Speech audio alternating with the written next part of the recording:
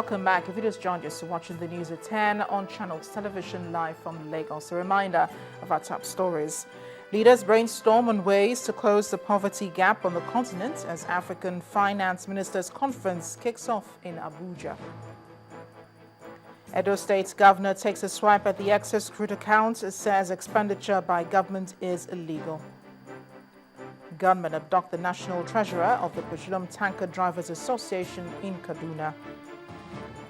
And Taliban insurgents attack Afghanistan's Independent Electoral Commission headquarters, aiming to derail the April 5th presidential election.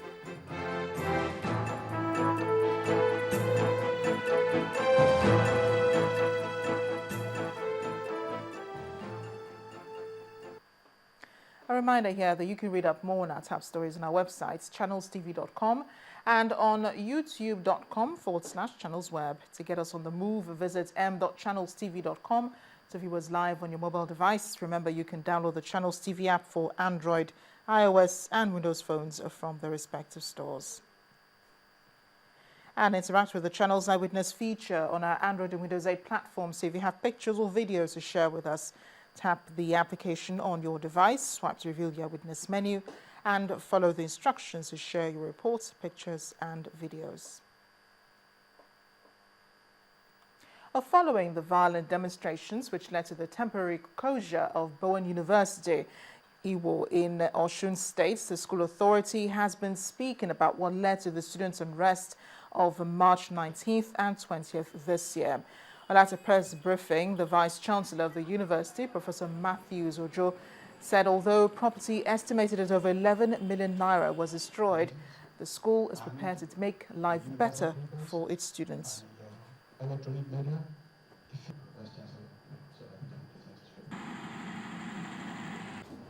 The 19th March disturbance started over a power outage in a section of the male hostel when the students were watching an European Championship League about 8 p.m. that night. A group of students felt enraged and mobilized for action. And about 10:30 on that night, we were able to restore partial normalcy. What this incident has really brought to our attention is that we need to work very hard. We need to work very hard because if we let loose our guard, more trouble may be on our way. So we are faith-based, we are private enterprise, yes, I agree, but we still live in the same environment that continue to pose several challenges to us.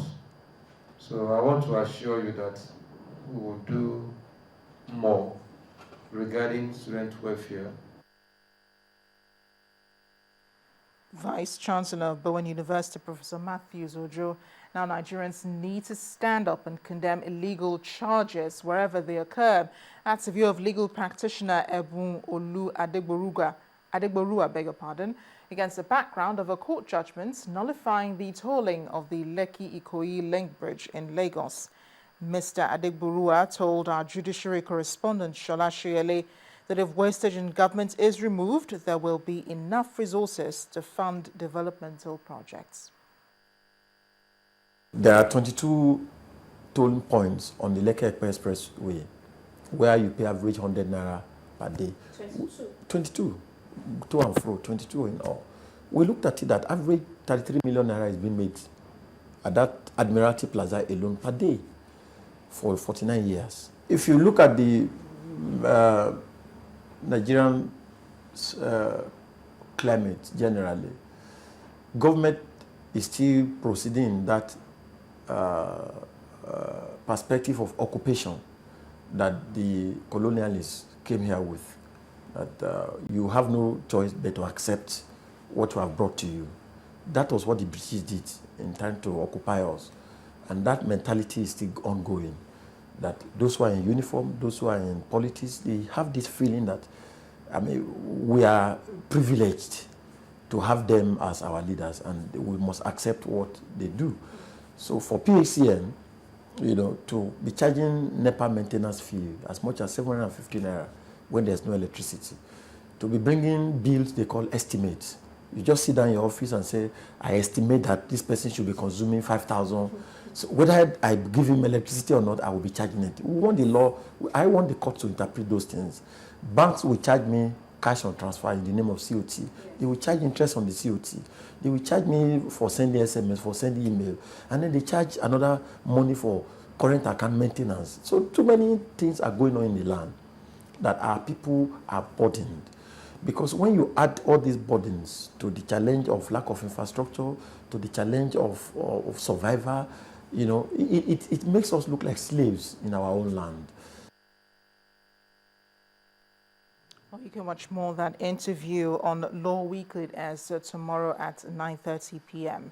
Well, cancer is said to be the #1 killer disease in the world, and for many experts, there's need for more individuals and corporate bodies to be involved in the fight against the dreaded disease. One of the non-profit organizations at the forefront of advocating this support in Nigeria is the Committee Encouraging Corporate Philanthropy, CECP. At a forum in Lagos, participants stressed the need for the full support of the media to broaden and deepen its advocacy programs.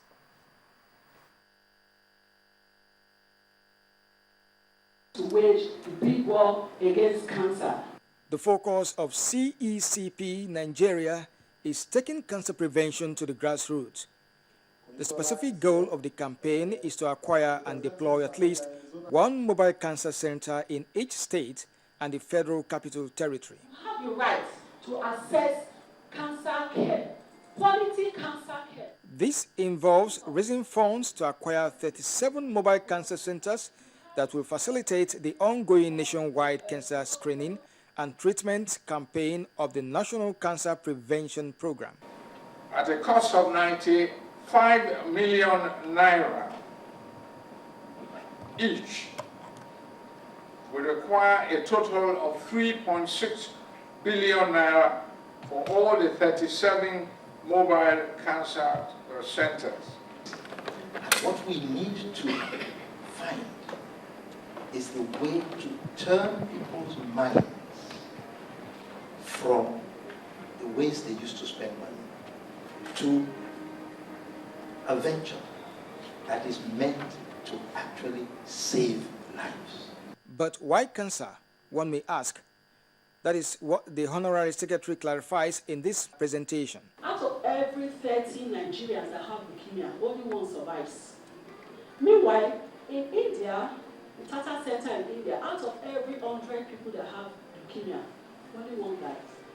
99 survives. You can imagine a condition that medical knowledge has taken care of, killing most Nigerians. And most of these people are young people. But beyond this appeal, the gathering also affords media representatives to deliberate on how the media can be involved in support for the cause, especially with planned campaign activities scheduled to hold in June. Facilitating interactive sessions between editorial boards, editors, reporters, and representatives of the CECP, getting your staff members to use their individual social media networks to promote the initiative. While corporate organizations are expected to be identified in this fight, they also stand to benefit from participating. Any organization that puts 100 million naira down for sponsorship, we have the right to say we want that mobile center to be in a particular state. With the help of the Nigerian Communications Commission, the committee has created a unique short code for individuals who want to contribute to this effort. By texting SAFE or any other chosen word to 44777, a person can contribute 100 naira per SMS towards this cause. Kelvin Obetin, Channels Television News. We're staying with your health. It appears that expectant mothers in Anambra State are now in for a good time as antenatal care is now free. That's according to the wife of the state's governor, Mrs. Ebele Obiano. She announced this during a visit to an indigene of the state who was delivered of a set of quadruplets in Awka, the state capital. Oh, thank you. Well done. When the wife of Anambra State Governor Ebele Obiano visited the home of Mr. and Mrs. Prince-Will Oluchi to see the quadruplets, it was an obviously elated family that welcomed her. Their joy emanates from the fact that both mother and child survived the delivery. Childbirth often brings mixed feelings for both families as a result of pre- or post-birth complications which either takes the life of the baby, birth mother, or both. It's more worrisome as Nigeria records a high rate of maternal and infant mortality every year. But this is about to change in Anambra State. So those of you that are about to start making families, remember that when you go to the government hospitals, you have from maternity through delivery, everything is free. The couple, who have been without a child for 6 years, received presents from the governor's wife for the upkeep of the babies and their mother. His Excellency and Her Excellency, I don't know what to say, but God bless them for me. Many may see this as an act of kind gesture, but the government says it's just its way of committing to maternal health care and ensuring that every mother and child get the support they deserve from the government. Also ahead of the news at 10, victims of the fire disaster in Kwara State get assistance from NEMA. Do join us again.